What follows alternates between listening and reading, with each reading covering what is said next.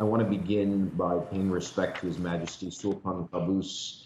I have the Sultanate of Oman in my thoughts right now, as a very important transformation is about to take place in Muscat as the country prepares for a new leader to take power.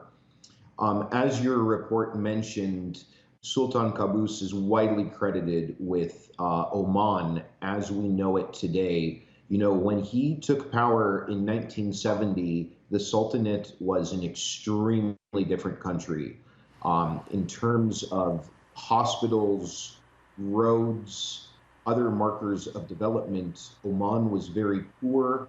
It was considered a backwater of the Arabian Peninsula. But while Sultan Qaboos took power in 1970, after he took power in 1970, Oman embarked upon a path of very quick development to become a country that by global standards is very prosperous. He also managed to conduct a very special foreign policy. After he became the Sultan in 1970, Oman never cut off diplomatic relations with any government in the world. He used his friends of all, enemies of no one foreign policy to position Muscat as a very important diplomatic bridge between Western and Arab countries on one side and the Islamic Republic of Iran on the other. He has been very involved in peace talks when it comes to Yemen and other conflicts in the region. In sum, I would describe Sultan Qaboos as a very gifted leader who did so much to help efforts aimed at promoting stability and lasting peace, not only in the Gulf region, but throughout the greater Middle East.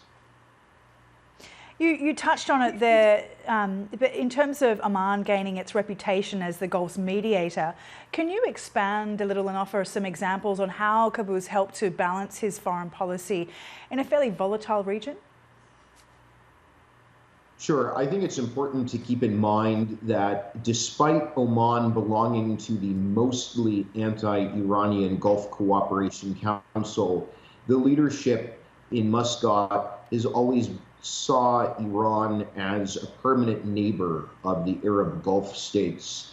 And Sultan Qaboos always believed that the best way to deal with Iran was through accommodation and compromise rather than aggressive confrontation.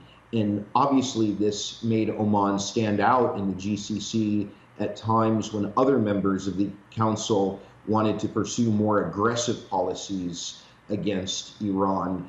This is nothing new. You know, when the Iran-Iraq war was raging in the 1980s, Oman, unlike the majority of GCC member states, maintained neutrality.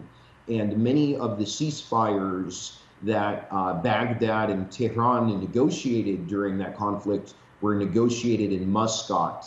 Let's fast forward to the Obama presidency. You know, when American and Iranian officials began secret talks that later led to the passage of the JCPOA, commonly known as the Iranian nuclear deal in 2015, those first talks took place in Oman.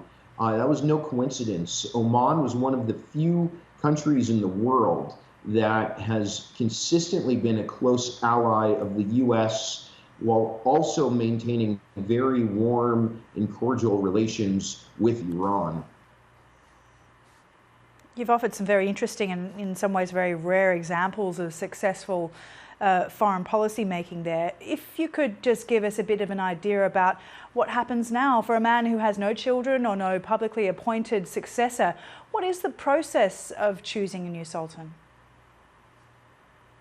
From the perspective of many Western analysts, it appears that this process is quite opaque.